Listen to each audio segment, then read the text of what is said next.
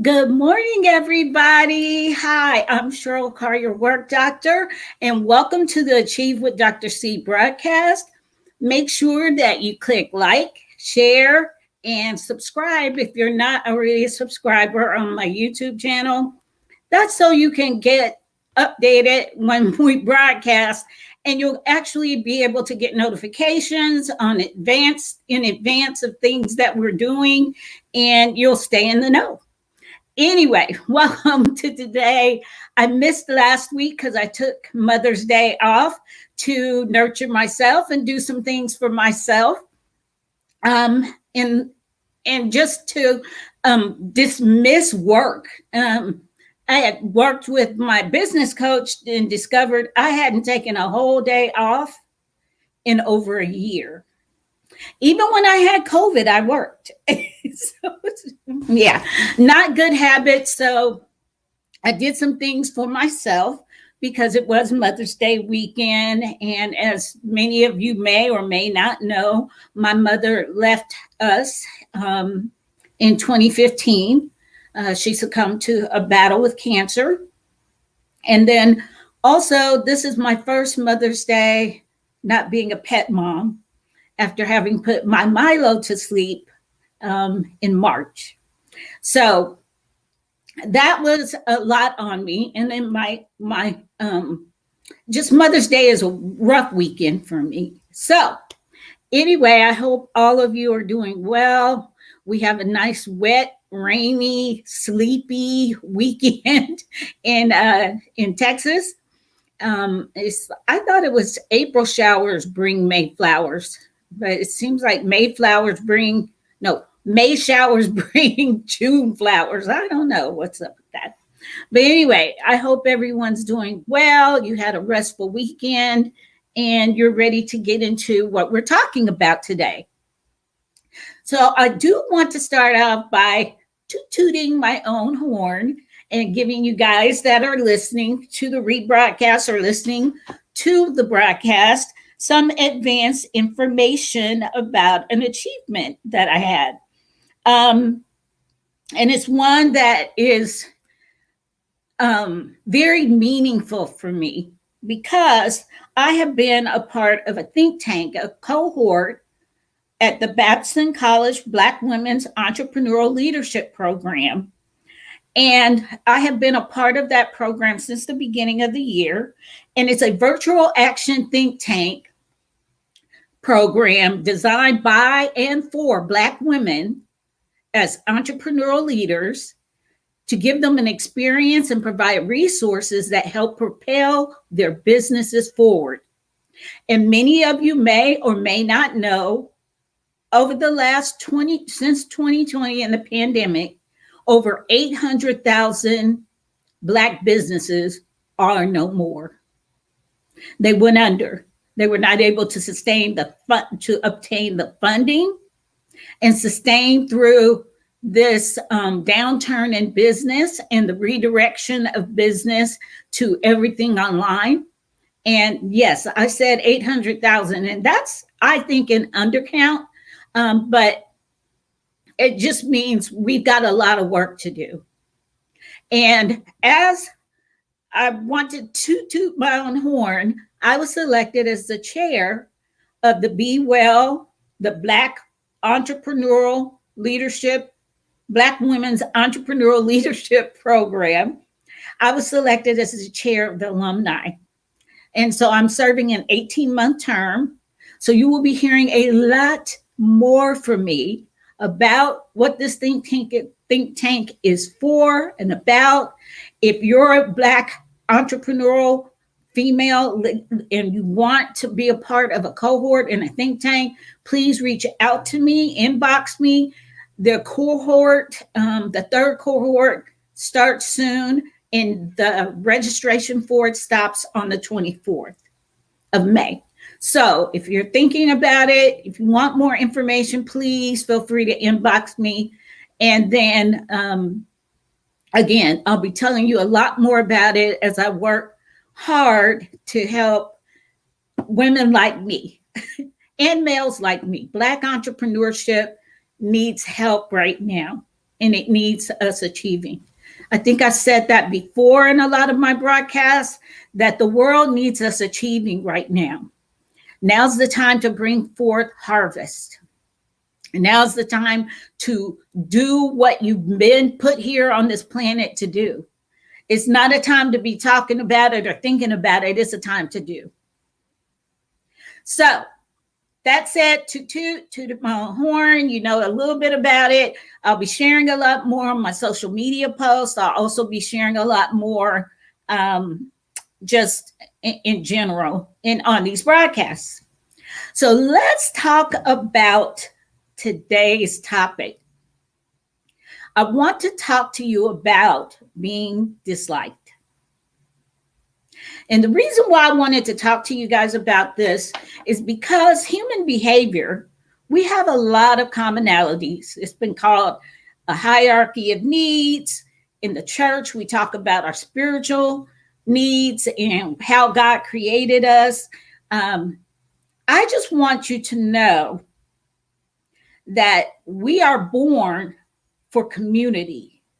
We were created for healthy relationships.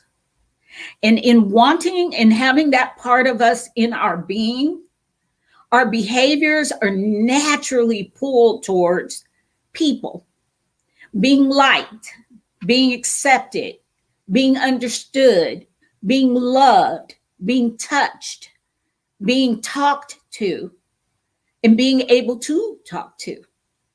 Those are all part of the human experience. They're a need that you have to become dysfunctional to not have. And unfortunately, in the church, we teach a lot about the spiritual part of this. And there's a lot to be said about the spiritual part of that, because I believe, my personal faith and believing is, we are spiritual beings having an earthly or human experience. Spiritual beings having an earthly or human experience. And with that said, we do have commonalities of need, desires, wants, and have to haves. Got to breathe oxygen, have to eat, have to drink water, have to have shelter, have to wear, well, you don't have to wear clothing, should wear clothing. It's a societal norm, so it's an accepted human behavior. And what we do in psychology a lot is we neglect the whole person. We may focus on the symptom or the behavior, and we forget the spiritual aspects of it. But that, as I said, you were created to need people. You were created for relationship, healthy relationship. And you were created, yes, to be liked. Now, we've got this whole gangster attitude, social media broadcasting, my role, my friends, this is what I need. I only need a small circle, and I'm guilty of that. I don't have a high count or quantity need for friendships. My need is very quality oriented. I don't need a lot of people around me. I'm quite fine being alone. And remember, a few weeks ago, we talked about being ambivert, introvert, and extroverted in our behaviors. Or we like to say personality, but I like to focus on behaviors, because no one and nothing is all one way all the time. So when we teach generalities, they're just for association for behaviors at that time period. I move in and out of being extroverted. Like right now, this is a very extroverted behavior for me. Having to talk and be in a camera and do my hair, which I didn't do. I put on a turban today. And just having to share outside of academic circles where some of my psychobabble is accepted. And I'm trying to make sure I speak to you, the general public, anybody that might be listening, about behaviors to help you understand yourself. And this is Mental Health Awareness Month. So, in talking about being liked and disliked, I'm touching on a huge issue in society right now. We have parallel opposite behaviors going on right now. We've got all of these who feel they're rebels and outside of society and what the government's telling us to do and how we need to be, what we need to get, how we need to take medicine, vaccines, don't take medicine, vaccines, wear masks, don't wear masks. Everybody is being very independent, which America is known for. Its independence and being very rejecting of anything that doesn't fit my individual needs. We're a very individualistic society. And as such, there's our rub when it comes to that need to be liked and accepted. It is a need. I don't care how G you are, how gangster you are, how knowledgeable you are about what you are and who you are and where you go. You need people. And if you're fine not having a lot of human contact, that's cool. But to live your life as if you don't need to be liked and you don't care if people dislike you is a dysfunction. Okay? It's a behavior that causes a lot of psychological and mental and emotional trauma and stress. You don't have to be that way. What you have to be, and which few people are, and a lot of people think because I don't need people, I need my row, I don't care if you like me type of behaviors we get into, we think we don't need people or we don't care if people don't like us. Yes, you do. You can't help it. You were born that way.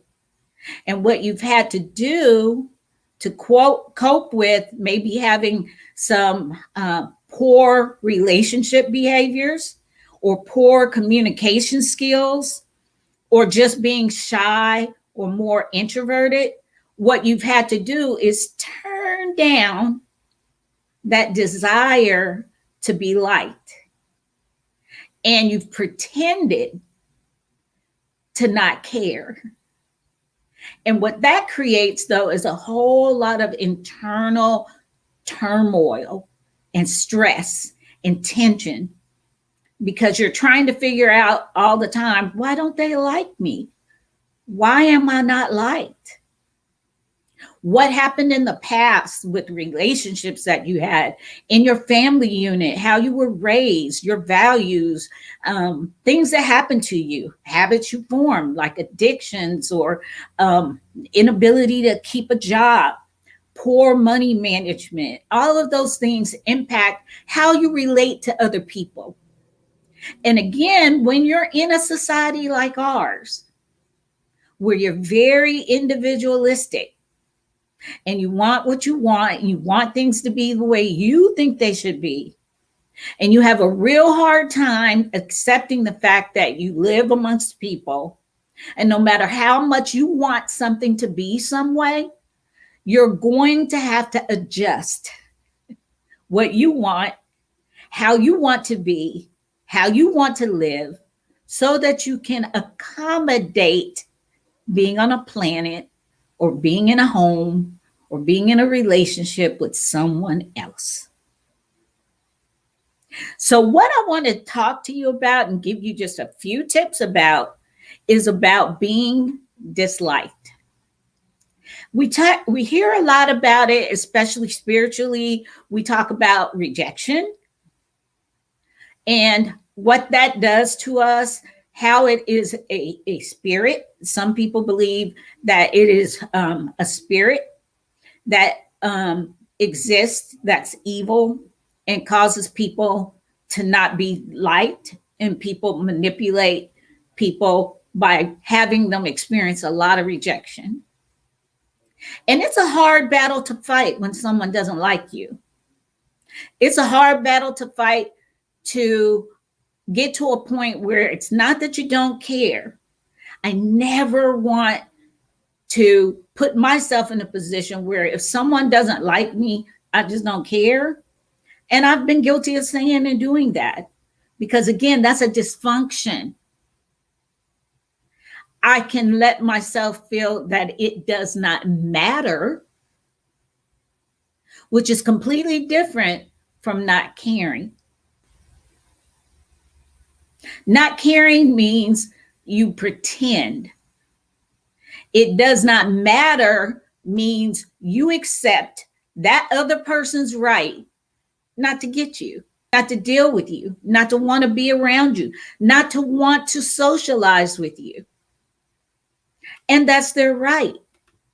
But it's all in how you respond to that or react to it. So let's talk about some ways of learning how to be disliked. I would submit to you, if people would learn this as a behavioral skill, you will significantly experience an increase in your self-esteem, your well-being, your spiritual life, because a lot of people don't even think God likes them. And they need to learn how to be okay with God disliking their behavior, but still loving them as a human being. And that's all I'm talking about today.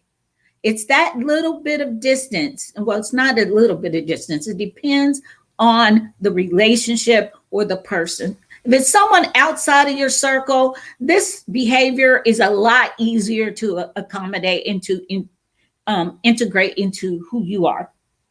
But if it's someone in your family, if you're experiencing stress and trauma on the job, people that you spend more of your waking hours with than your own family, if you're not liked, or you're not welcomed, or you're not accepted, and you're experiencing rejection and dislike and sabotage, and people just not getting you, these are the things that I want you to listen to and try and incorporate into your working and being your own warrior for your own mental and emotional well-being.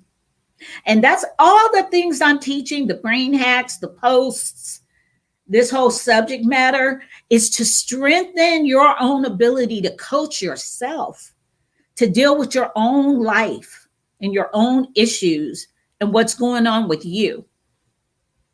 So there's a book called The Courage to Be Disliked. And there's a 19th century psychologist named Alfred Adler who established a principle in psychology that happiness lies in the hands of each individual and it does not depend on past traumas. That at any given moment, you have the ability to change your own thinking, mindset, and life for your own happiness. And remember, though, when I'm talking to you about being happy, it's not independent of people around you and not having to need anybody and any of those fallacies that are taught and even coached as self-esteem and taught as human behavior that isn't dysfunction. And I'm trying to teach you away from that because as psychology became more accepted, people began to read a few books. We have a lot of people out here who have messy lives themselves that can't teach you anything. They haven't spent the time being scholars and academics and learning principles and foundational things and theories that they can then build off of once they become an expert. And they're teaching all kinds of nonsense.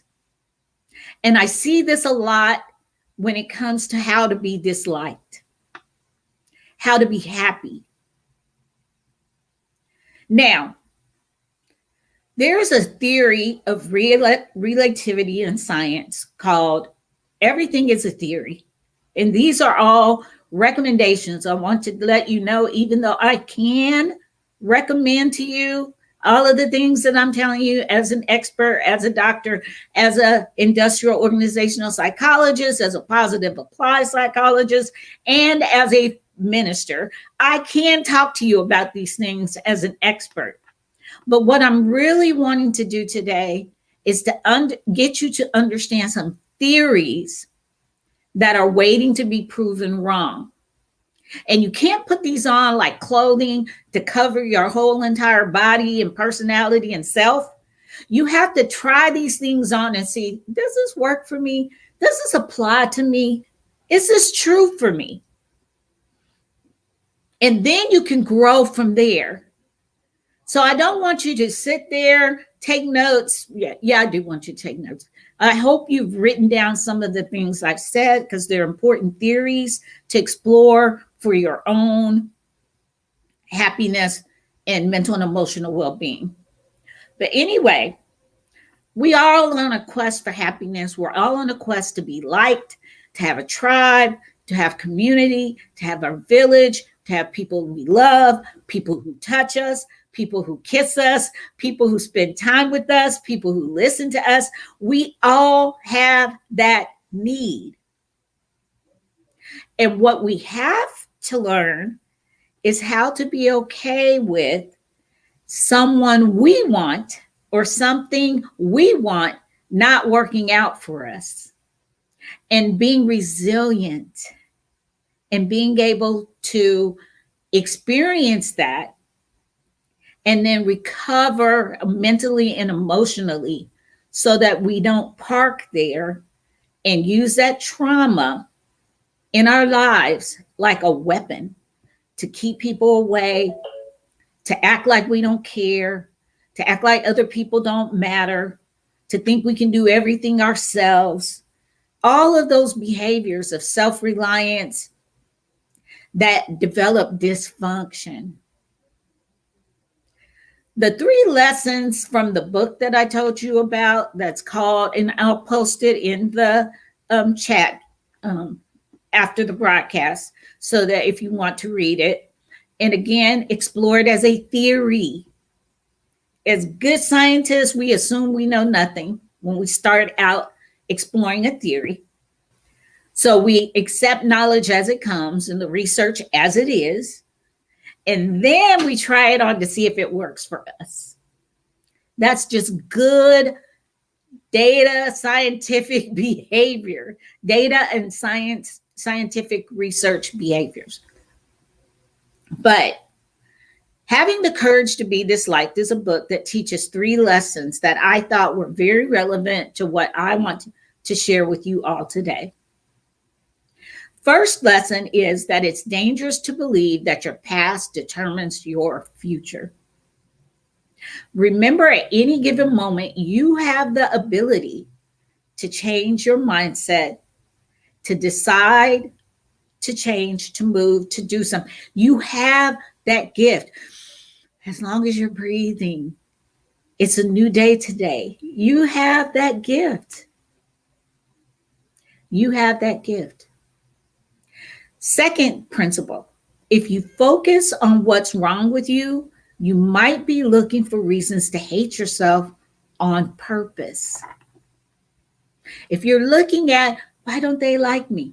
Why can't I get a friend? Why won't somebody marry me? Women, we have this one a lot. And that's how we get in these missionary dating relationships or situationships. We're looking for love. We're all out there trying to fit in a community, a tribe, to experience what the human experience requires, which is community. We're created for healthy relationships. And if you focus on something, it amplifies, it grows. Whatever you focus on is what will grow exponentially I don't care what it is. If you focus on it, you experience it mentally, emotionally, spiritually, and sometimes physically. And it can overwhelm you if you're always focused on why someone doesn't like you. And you might be looking for that, because I also have heard, it's a quote the old people used to say that says, if you look for something, you'll always find it. And that's true because you turned your focus to it. But have you considered maybe in your experience of not wanting to be disliked, not wanting to experience rejection, and the whole fight against that, putting yourself in positions and relationships with people that don't serve you, that don't help you, that don't nurture you, but you feel stuck because you don't think you can change it? Yeah, you can't change other people, but you can change yourself, and you can change proximity if you decide to. But consider whether or not you're placing yourself in self-sabotaging situations to reinforce being disliked, because that's easier for you to experience than to fight your way out of something and to deal with the rejection and deal with dislike and get yourself to someone who does like you and then experience all of that. It will be foreign to do at first. Let me tell you, I've been here. I'm not telling you something that I haven't experienced. So make sure you're not looking for reasons to hate yourself or dislike yourself. And the third thing is, most of what we think of as competition is just made up and hurting your own happiness. I frequently am misunderstood, misquoted, misunderstood, or being a direct communicator without a lot of emotion in my communication, because I like to give instructions. I like to be concise with people. And that's not always popular. A lot of people, especially females, we like to dress things up in a lot of emotional hoo-ha and make it feel good, make it taste good, put a lot of sugar and honey on stuff when we want to, or how we want to be liked. So we'll pretend to be sweet and nice. And see, I'm not always nice. I'm always kind, because that's a principle of life. But I'm not always going to be nice, because some things you need to be told. Some things I'm just going to tell you because we don't have the time, or the situation requires you hearing the information directly. And I already know when I say it, somebody's not going to like it. But I'm okay with that. Because as long as my heart is in the right place, that I'm not trying to hurt someone, and I'm doing the best with the information that I have right there, I can be at peace with them not liking it. I would hope that we'd have the opportunity to both be happy with the situation, for me to explain myself, tell them why, or even if what I said hurt their feelings or offended them, I can let them know that wasn't my intention. Now, I can intend to offend. I'm an expert at that, but I don't like to do that. That's just not healthy communication. But anyway, make sure you know what real competition is. And there's a sentence I taught during my challenge, my 21-day last 5 of 2020 challenge. I taught that people are not against you. They're just for themselves. Did you catch that?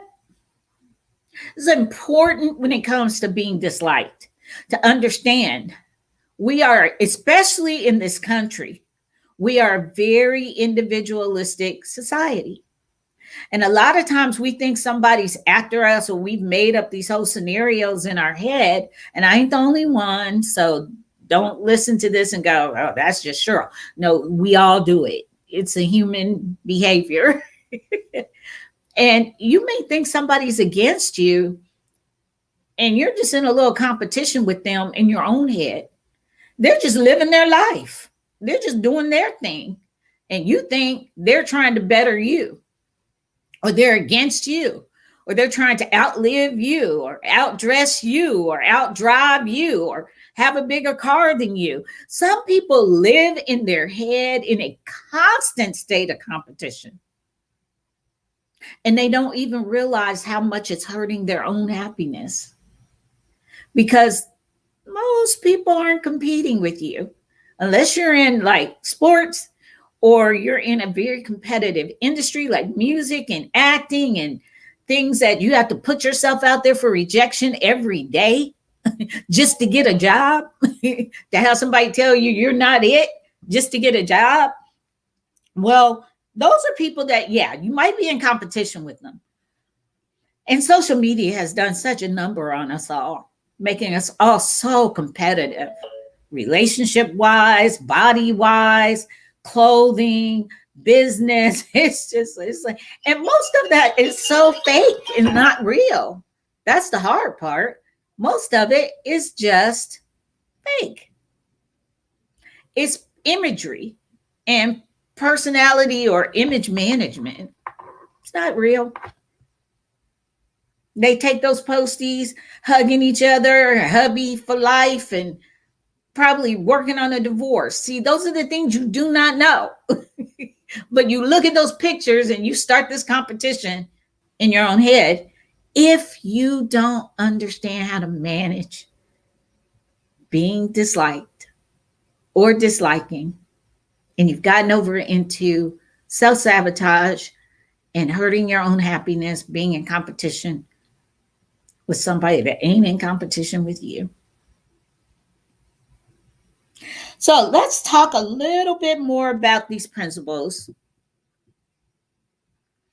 and I'll expand a little bit. In psychology, we learn a lot about trauma, and especially right now when we're all collectively traumatized in this pandemic and the rearranging of our societal norms, behaviors, work, everything. And most of your self-image in psychology, we believe, it's a theory. Remember, try theories on, see if they work for you. Your self-image begins in your psyche at a young age. It has a lot to do with how you were raised, who you're born to, your parents, their behaviors, their habits, how they took care of you or not, and how you grew up. And we spend our adult lives trying to unravel that or overcome it, especially if there were any traumas, which we all have. We all have. There's no one with the perfect childhood, perfect parents, perfect life. Nobody. So the best thing we can do is start down a road of overcoming any limiting beliefs about ourselves, that we always have to be liked, or we always have to be welcomed. And if you meet someone, they should instantly understand you and like who you are and how you do things without you having to adjust, or, just let me be me, let me be free. Well, that works if you live up in a mountain all by yourself. But if you're going to live with other people, you have to adjust. And you also, in that adjusting, I don't mean you have to make yourself likable to everyone. That is not what I'm teaching here. So please listen to the whole broadcast, get some of the theories, and then explore them for yourself. But I really hope that you understand you can achieve happiness in your life at any given moment. Your past does not determine your entire future. And some of us need to complete our past. Close the door on your childhood, close the door on whatever trauma you experienced, and move forward. Get the help you need, seek help, and change your life. Because or breathing. You can do that. And even if you could trace all of your flaws back to your childhood and the traumas, the things that happened, you can't change it. It happened. You can't change it. So you have to believe something different. You have to believe in yourself, in your God given right to live and breathe and move and have your being on this earth, because otherwise, God wouldn't have given you life. And why not choose right now? You can. The second thing, hating yourself is usually a way of shutting out others, and it's actually not warranted. Self compassion, self kindness, you can dislike your behavior, you can dislike your habits, you can dislike your body, but you still have to love yourself to change. Negativity is not the way. Remember, we talked all last month about self talk and being okay with rejection and being disliked is so important to your overall human experience. Hating yourself is never warranted. Being negative in your head about yourself is never warranted. Even if you experience someone telling you about yourself, telling you off, letting you know they don't think you're this, that, or the other, well, that's their right. But don't let it make you hate yourself. You can be aware of your own flaws and still love the heck out of yourself and be grateful. And you can normalize achieving. You have a right to achieve things in life. You have a right to do those things. And then the final thing, and then we're out, is that competitive mindset will destroy your mental health. Mark Twain remarked that comparison is the death of joy. But, and this is worse, it's also the birth of misery. So these competitions that you're having and comparisons with people, please stop it. Decide today you're in competition with being a better Cheryl. That's all I'm competing with every day. And I learned in my positive applied psychology a statement that I use now for everything. When I see something that I want that I don't have, or I see somebody looking fabulous, or their body is on point, their relationship looks good, I've experienced that with them. I've learned to get out of a competitive mindset. And I say to myself this one sentence: I want some of what they're having. I have learned every time I do that, it dismisses that competitive self-sabotaging. So, those are the principles that I think will help you self-coach yourself. They're theories to help you with being disliked. Understanding that you do need people, but what you don't need is for people to like you. And people can reject you. That's their right. But you can love yourself. And you have, in any given moment, the ability to change your life and fight for your own mental and emotional well-being and your own happy mindset. Okay? So, once again, I'm Cheryl Carr, your work doctor. This is the Achieve with Dr. C broadcast. I will see you guys next week. I may have a guest next week. I have to look at my calendar. If not, we will continue on this path of mental health awareness. This is the month for it. And we're going to be warriors fighting for our own mental and emotional well-being. Spend some time this week working on what we talked about today about being disliked. Try to rid yourself of that competitive mindset and that I don't care if people like me dysfunction, and understand you're created for healthy relationships and focus on that.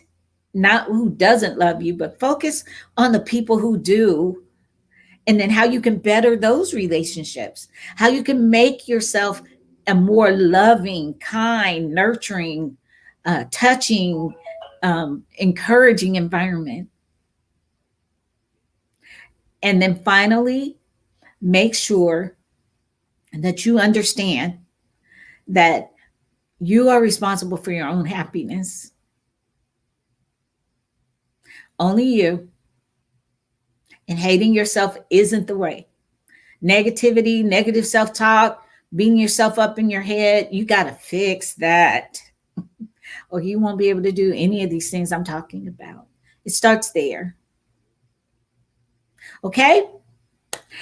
Thank you guys for joining me. I'm Cheryl Carr, your work doctor. This is the Achieve with Dr. C broadcast. If you're watching the rebroadcast, please click that little subscribe button, and join me on the next broadcast. Okay? See you then. Bye-bye.